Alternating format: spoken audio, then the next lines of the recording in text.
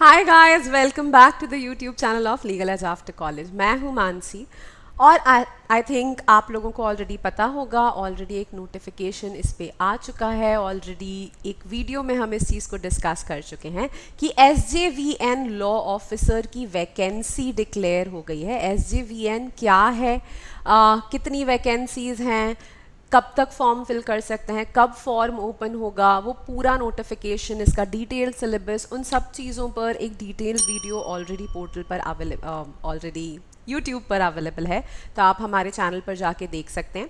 But आज discuss करते हैं कि अगर आप इस पेपर को टारगेट कर रहे हैं तो आपकी स्ट्रैटेजी क्या होनी चाहिए। मोस्टली ये जो आपका पेपर है समवेयर अराउंड मिड जुलाई के आसपास होना चाहिए, जून एंड या मिड जुलाई के आसपास आपका ये एग्ज़ाम होना चाहिए। तो एक बार डिस्कस करते हैं कि किस तरीके से आप 2 महीने के टाइम पीरियड में इस पेपर को टारगेट कर सकते हैं और किस तरीके से 2 महीने में इस पेपर को निकाल सकते हैं। तो जल्दी से जाके उन सबके साथ इस वीडियो को शेयर करो जो किसी भी लॉ ऑफिसर एग्ज़ाम की तैयारी कर रहे हैं या लॉ ऑफिसर्स बनना चाहते हैं, क्योंकि ये एक बहुत अच्छी अपॉर्चुनिटी है उन सभी के लिए। SJVN है क्या? And please like this video and subscribe to the channel. What is SJVN? तो थोड़ा सा ब्रीफ में समझते हैं कि वैकेंसी क्या है, फिर इसकी स्ट्रैटेजी पर आते हैं। SJVN एक नवरत्ना PSU है। This is a PSU established by government of India, ministry of power, government of India and Himachal Pradesh. 24 मई 1988 को इनकॉर्पोरेट हुआ था। इसके 14 प्रोजेक्ट्स हैं, तो ये हाइड्रो पावर से रिलेटेड काम करता है और ये सारी स्टेट्स हैं हिमाचल प्रदेश, उत्तराखंड, बिहार, महाराष्ट्र, उत्तर प्रदेश, पंजाब, गुजरात, आंध्र प्रदेश, राजस्थान, असम, उड़ीसा, मिजोरम, मध्य प्रदेश एंड नेपाल। यहाँ पर इसके बिजनेस हाउसेस हैं। इसने अपनी वैकेंसीज निकाली हैं for executive trainees. Executive trainees के लिए इन्होंने अपनी वैकेंसीज अनाउंस करी हैं, जिसमें से कि लॉ के लिए 7 वैकेंसीज हैं। So this is like a public sector undertaking. This is like a क्या, this is a public sector undertaking जिसने लॉ के लिए 7 वैकेंसीज अनाउंस करी हैं। ठीक, एलिजिबिलिटी क्या है? तो फ्रेश लॉ ग्रेजुएट्स जो हैं, जिनके मिनिमम 55% मार्क्स हैं अपने ग्रेजुएशन में, वो लोग इस एग्ज़ाम के लिए अपीयर हो सकते हैं। जो लोग फाइनल ईयर के लॉ स्टूडेंट्स हैं और जो 31 जुलाई 2025 तक अगर इनके पास इनकी फाइनल मार्कशीट आ जाती है 55% मार्क्स के साथ, तो आप भी इस पेपर के लिए अपीयर हो सकते हैं। इसकी अपर एज लिमिट 30 ईयर्स है, 30 साल is the highest age limit for this. And कोई प्रायर एक्सपीरियंस की या बार एनरोलमेंट की ज़रूरत नहीं है। तो this is a notification for freshers. ये वैकेंसी फ्रेशर्स के लिए है जो अपने final year of law college में है या जिनका लॉ कंप्लीट हो चुका है with 55% vacancy, with 55% marks, right. ठीक है, सिलेक्शन प्रोसेस यहाँ पे कैसी होगी? तो सिलेक्शन प्रोसेस में 3 फेजेस में होगी। कंप्यूटर बेस्ड टेस्ट होगा which will be a MCQ test which will be followed by, जो इसको क्वालिफाई करेंगे उनको ग्रुप डिस्कशन के लिए शॉर्टलिस्ट किया जाएगा और उसके बेसिस पे इंटरव्यू होगा। 2 सेक्शंस होंगे, एक सेक्शन 1 जो कि पार्ट A है आपका। Part A of the paper में 120 MCQs लॉ के होंगे and part B of the paper में आपके 30 MCQs जनरल एप्टीट्यूड, रीजनिंग वगैरह से रिलेटेड होंगे। ठीक, पेपर की ड्यूरेशन 2 आवर्स होगी, तो 150 MCQs के लिए 2 आवर्स का टाइम मिलेगा। और शॉर्ट लिस्टिंग कैसे होगी? तो 7 वैकेंसीज हैं, तो कंप्यूटर बेस्ड टेस्ट को क्वालिफाई करेंगे 7 into 5, मतलब 35 लोग जो होंगे वो इस टेस्ट को क्वालिफाई करेंगे।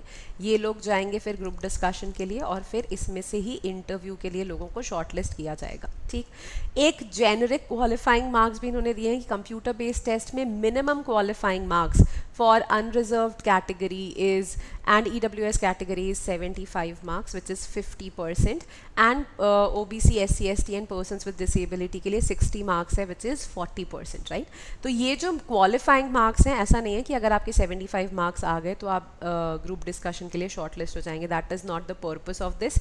इसका purpose ये है कि अगर आपके क्वालिफाइंग मार्क्स आते हैं, उसके ऊपर जितने भी मार्क्स आएंगे उसके बेसिस पे शॉर्ट लिस्टिंग होगी। ठीक है, तो 75 मार्क्स के ऊपर अगर मानो कि सिर्फ 30 स्टूडेंट्स आए हैं तो सिर्फ 30 स्टूडेंट्स क्वालिफाई करेंगे। अगर 75 मार्क्स के ऊपर 50 स्टूडेंट्स आए हैं तो जो टॉप 35 होंगे सिर्फ वो शॉर्ट लिस्ट होंगे for GD and interview. Syllabus में पार्ट A में लॉ के सब्जेक्ट्स हैं which is jurisprudence, consti, contract, family law, torts, consumer laws, law of crimes, property law, labour law, tax law, company law, administrative law, ADR, information technology act, RTI act, CPC, evidence act, CrPC, land laws, limitation act, specific relief act, rent laws, banking laws, environment laws, service laws and intellectual property right laws. ठीक है, यहाँ पर आपके evidence act और CrPC अलग से दिया है और क्रिमिनल लॉ अलग से दिया है, लॉ ऑफ क्राइम्स अलग से दिया है। ठीक है, तो यहाँ पर आपके ओल्ड क्रिमिनल लॉज भी आ सकते हैं, न्यू क्रिमिनल लॉज भी आ सकते हैं। तो यहाँ पर आपका आईपीसी, बीएनएस, बीएसए और बीएनएसएस, ये सारी चीज़ें यहाँ पर आपकी कवर हो सकती हैं। But again new criminal laws को आप कैसे पढ़ेंगे, तो न्यू क्रिमिनल लॉज की सिर्फ एक कंपैरेटिव स्टडी करिएगा, उतना सफिशेंट है। और अगर आपने न्यू क्रिमिनल लॉज पढ़े हैं तो ओल्ड क्रिमिनल लॉज के साथ एक बार उसकी कंपैरेटिव स्टडी थोड़ी देख लीजिएगा। पार्ट बी वाला जो पार्ट है उसमें general knowledge, general aptitude, reasoning, mathematics, language and behavioural aptitude आता है।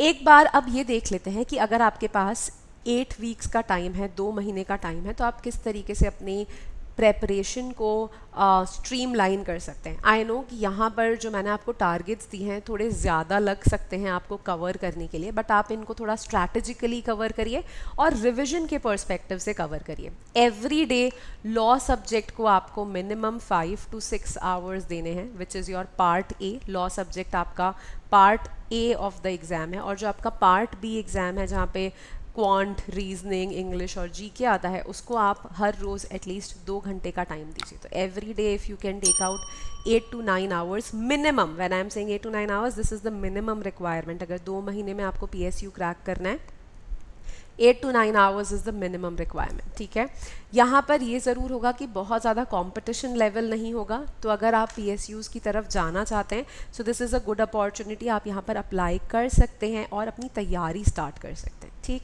तो वीक 1 में नंबर सिस्टम्स, डेसिमल्स, फ्रैक्शंस वगैरह पढ़िए। रीजनिंग के लिए blood relations, direction and distance, ranking, hidden image वाली चीज़ें प्रैक्टिस करो। Tenses, parts of speech English में करो। अब कैसे करोगे?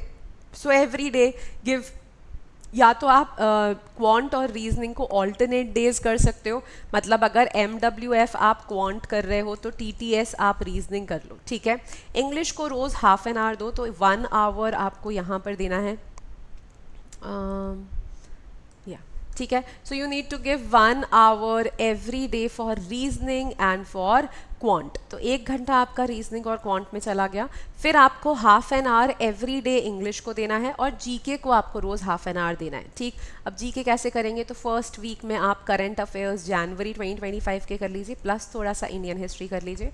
लॉ के सब्जेक्ट्स की अगर मैं बात करूँ तो 5 to 6 आवर्स आपको देने हैं। तो कॉन्स्टिट्यूशन के लिए आपको वीक 1 में 4 days for constitution, 2 days for 2 days नहीं, actually jurisprudence is very easily doable in 1 day. You can give 5 days to constitution, 5 days आप constitution को दो, 1 दिन jurisprudence को दो और 1 दिन administrative law को दो। इस तरीके से बहुत easily आपका 1 वीक में constitution, jurisprudence और administrative law हो जाएगा। वीक 2 पे अगर हम आएंगे तो मैथ्स में रेशियो, प्रोपोर्शन और नंबर सीरीज की प्रैक्टिस करना, रीजनिंग में coding, decoding, syllogisms, inequality, alphabetic series करना, इंग्लिश में बेसिक ग्रामर्स, ग्रामर से रिलेटेड प्रैक्टिसेस। देखो मैं जब इंग्लिश की बात करती हूँ तो इंग्लिश में माय सजेशन इज़ कि आप बस प्रैक्टिस शीट सॉल्व करो, जितने ज़्यादा MCQ सॉल्व कर सकते हो, जितनी प्रैक्टिस शीट सॉल्व कर सकते हो उतनी प्रैक्टिस शीट सॉल्व करो। अगर आपकी इंग्लिश वीक है, सिर्फ उसी सिचुएशन में आपको कॉन्सेप्ट्स पढ़ने की ज़रूरत है। अगर आपकी इंग्लिश ठीक ठाक है तो बिना कॉन्सेप्ट्स पढ़े भी आप डायरेक्ट MCQ सॉल्व कर सकते हैं। ठीक, फिर जनरल अवेयरनेस में करंट अफेयर्स फरवरी 2025 के and Indian economy. Law subjects की अगर मैं बात करूं तो कॉन्ट्रैक्ट एक्ट को 3 दिन दीजिए, स्पेसिफिक रिलीफ एक्ट को 1 दिन, प्रॉपर्टी लॉ में आपका ट्रांसफ़र ऑफ प्रॉपर्टी एक्ट, इसको आप दीजिए 2 days, आर्बिट्रेशन को 1 दिन, और इंश्योरेंस हमें बहुत ही ब्रीफ में पढ़ना है तो इंश्योरेंस लॉज 1 दिन में। इंश्योरेंस लॉज का बस एक ओवरव्यू ले लेना, बहुत ज़्यादा डिटेल में इंश्योरेंस लॉज पढ़ने की ज़रूरत नहीं है। ठीक है, contract act, specific relief act, transfer of property act, इसमें भी ट्रांसफ़र ऑफ प्रॉपर्टी एक्ट और कॉन्ट्रैक्ट एक्ट पे ज़्यादा फोकस करना, इनको थोड़ा ज़्यादा टाइम देना। SRA, आर्बिट्रेशन एंड इंश्योरेंस जो हैं इनको थोड़ा कम टाइम दोगे तो चलेगा। ठीक, फिर आते हैं हमारे वीक 3 पे। वीक 3 में परसेंटेजेस, एवरेज, क्वाड्रेटिक इक्वेशंस वाले क्वेश्चंस, रीजनिंग में seating arrangement, paper folding, analogy, इससे रिलेटेड क्वेश्चंस। आपकी इंग्लिश में direct and direct speech, spellings, synonyms, antonyms, इससे रिलेटेड प्रैक्टिस शीट्स आप प्रैक्टिस कर सकते हैं।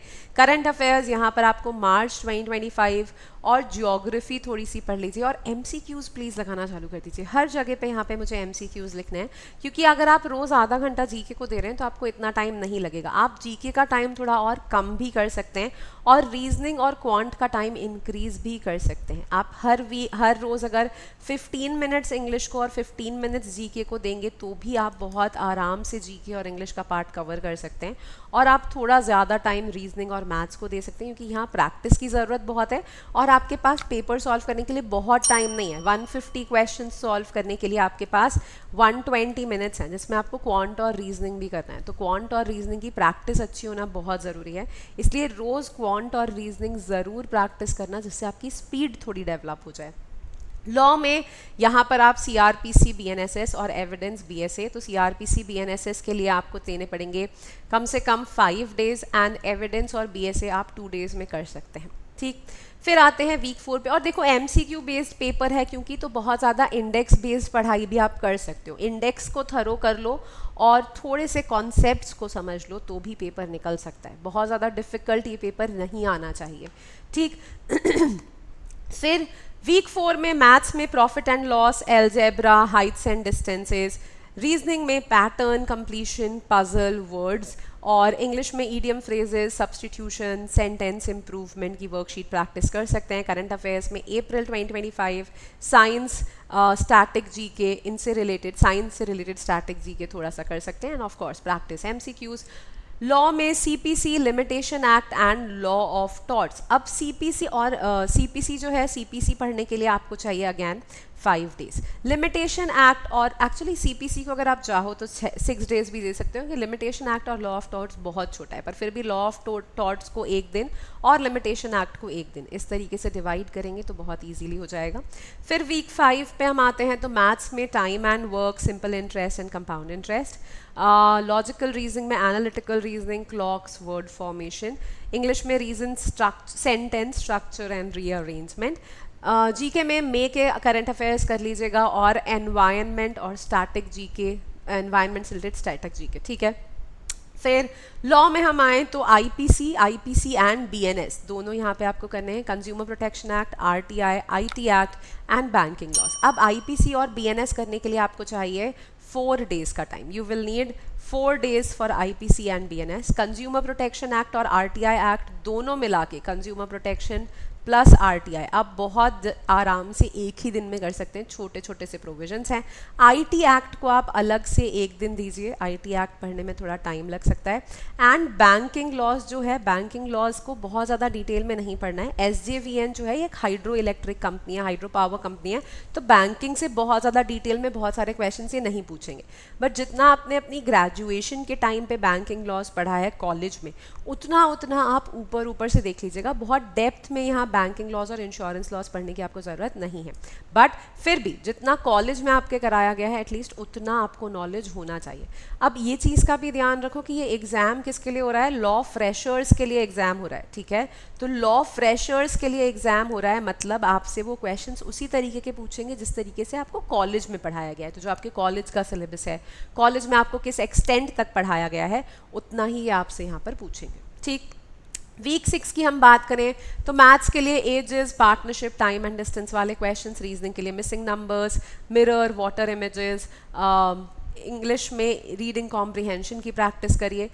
करंट अफेयर्स की बात करें तो जून के करंट अफेयर्स एग्रीकल्चर वगैरह से रिलेटेड, लैंड से रिलेटेड थोड़े स्टैटिक जीके के क्वेश्चंस, और labour laws, family law and environment laws. तो लेबर लॉज करने के लिए फिर यहाँ पर आपको जो हमारे मेजर लेबर लॉज हैं उनके लिए आपको यहाँ पे 3 डेज़ का टाइम, फैमिली लॉ के लिए आप ले सकते हैं 2 डेज़ का टाइम, एंड एनवायरनमेंट लॉ के लिए 2 डेज़ का टाइम। ठीक, अगर आप चाहें तो अगर आपको लग रहा है कि लेबर लॉ ईजी है तो लेबर लॉ के लिए 2 डेज़ का टाइम, फैमिली लॉ को 3 डेज़ का टाइम आप यहाँ पे दे सकते हैं। पर लेबर लॉ और एनवायरनमेंट लॉ यहाँ बहुत अच्छे से पढ़ना। इस एग्ज़ाम के लिए labour laws, environment laws, property laws, intellectual property laws, ये बहुत ज़्यादा इंपॉर्टेंस रखते हैं। ठीक है, तो लेबर लॉज को, एनवायरनमेंट लॉज को अच्छे से पढ़ना। फैमिली लॉ में जो सक्सेशन वाले प्रोविजंस हैं उन पे थोड़ा ज़्यादा ध्यान देना। मैरिज वगैरह के प्रोविजंस जो आप ऊपर से भी अगर पढ़ लेंगे तो भी काम चलेगा। वीक 7 पर हम आते हैं। तो वीक 7 में मैथ्स में ट्रेन, बोट, डेटा इंटरप्रिटेशन वाले क्वेश्चंस, लॉजिकल रीजनिंग में series, Venn diagrams, cubes, dices, non verbal reasoning, और इंग्लिश में वोकैब्युलरी और कॉम्प्रिहेंशन की प्रैक्टिस करिए। जीके की अगर हम बात करें तो जीके में थोड़ा सा यहाँ पर आप लास्ट ईयर के नवंबर और दिसंबर का भी जो रीसेंट जीके है उतना बस देख लीजिएगा, और बाकी अब आप जीके में एमसीक्यूज़ की प्रैक्टिस करना स्टार्ट कर सकते हैं। लॉ में tax law, company law and land acquisition law. तो टैक्स लॉ जो है यहाँ पे 2 दिन बहुत ज़्यादा है मेरे ख्याल से तो टैक्स लॉ के लिए, पर 2 दिन मान लो। कंपनी लॉ के लिए 3 दिन ले लो, और लैंड एक्विजिशन एक्ट अगैन ऊपर ऊपर से पढ़ना है, बहुत ज़्यादा डिटेल में नहीं, 1 दिन। ठीक, अब वीक 7 पे जब यहाँ पर अब जो 1 दिन आपके पास बचा है, practice a lot of MCQs. अब आपको एमसीक्यूज प्रैक्टिस करना है। फुल लेंथ मॉक टेस्ट दीजिए, मॉक टेस्ट देने का टाइम है। फुल लेंथ मॉक टेस्ट दो, एमसीक्यूज सॉल्व करो। एटलीस्ट 2 मॉक टेस्ट इस वीक में ज़रूर दे देना। वीक 8 पर अगर हम आएंगे तो अब हमारा सिलेबस ऑलमोस्ट हो चुका है, बस लॉ बचा है।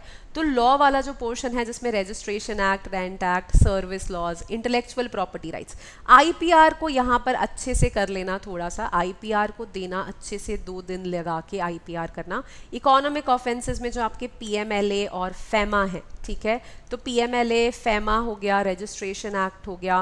रेंट लॉज, सर्विस लॉज तो इतना ज़्यादा फोकस नहीं करोगे तो भी काम चलेगा, बट पीएमएलए, फेमा और रजिस्ट्रेशन एक्ट ये बहुत छोटे छोटे से एक्ट हैं, इनको ऊपर ऊपर से आपको देखना है।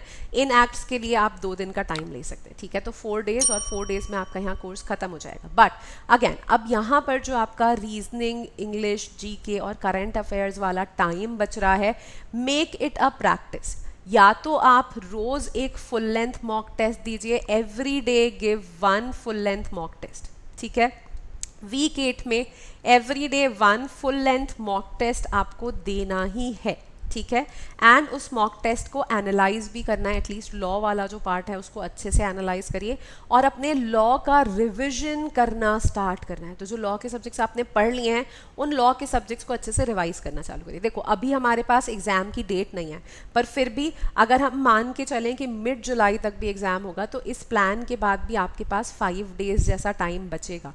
तो जो वो 5 डेज जैसा टाइम होगा उसमें बहुत रिगरसली अपने सारे लॉ के सब्जेक्ट्स को बहुत अच्छे से रिवाइज करना, और रोज एक फुल लेंथ मॉक टेस्ट देना। कम से कम पेपर अटेम्प्ट करने से पहले at least try to give 5 full length mock test, minimum 5 full length mock test जरूर देना before attempting the paper, right. Allot करिए 3 hours every day for part B, 2 hours भी कर सकते हैं, एंड 5 to 6 आवर्स और 6 to 7 hours for part A every day. एक balance रखिए अपनी प्रेपरेशन में, पार्ट बी को छोड़ना मत, क्योंकि दोनों ही पेपर्स अटेम्प्ट करना और दोनों ही पेपर्स को क्वालिफाई करना बहुत ज़्यादा ज़रूरी है, ठीक है। अगर आपको क्यूमुलेटिवली स्कोर आपका चाहिए 150 में से आपको somewhere around 110 and above target रखना चाहिए, इससे ज़्यादा ही टारगेट रखना चाहिए। तो अगर आप पार्ट बी को छोड़ देंगे तो बहुत डिफिकल्ट है इतना स्कोर लाना, ठीक है। जितने एमसीक्यूज पॉसिबल हैं उतने एमसीक्यूज सॉल्व करो। मॉक टेस्ट प्लीज देना, at least 5 full length mock test आप ज़रूर से दीजिएगा, ठीक। अगर आप सोच रहे हो कि SJVN के मॉक टेस्ट आपको कहाँ मिलेंगे, तो toprankers.com पर जाके टेस्ट सीरीज़ पे आके यहाँ पर लॉ PG प्लस बैंकिंग में अभी कुछ दिनों में हमारा SJVN का मॉक टेस्ट सीरीज़ लाइव हो जाएगा। आई थिंक नेक्स्ट वीक तक आ जाएगा, तो आप जाके टेस्ट सीरीज़ देख सकते हैं। And please I am saying very genuinely कि एटलीस्ट 5 मॉक ज़रूर देना, not because we offer it but generally also किसी भी एग्जाम की अगर आप प्रिपरेशन कर रहे हैं तो आपको मॉक टेस्ट और MCQs बहुत प्रैक्टिस करने चाहिए। तो एटलीस्ट 5 मॉक्स देने की कोशिश करना। That test series will be live very soon on toprankers.com, तो आप उसको विजिट कर सकते हैं और देख सकते हैं। I hope for all the fresh law graduates जो PSU वैकेंसीज का वेट करते रहते हैं, उन सब के लिए एक बहुत अच्छी अपॉर्चुनिटी है। तो इस अपॉर्चुनिटी को बिल्कुल भी नहीं छोड़ना है, हमें इस अपॉर्चुनिटी पे बहुत फोकस करना है और बहुत अच्छे से हमें तैयारी करनी है। I hope the video was useful for you. For more such videos please subscribe to the channel, please share our video, please like our video, and take care of yourselves. Also, these are our social media handles, so you can subscribe to them, follow them for regular updates on any kinds of vacancies, on any kinds of exams. This is our website, this is the email address, and This is our calling number in case you are interested in any of the courses, in case you are interested in the test series also. ठीक है? All right guys, take care of yourselves and bye bye.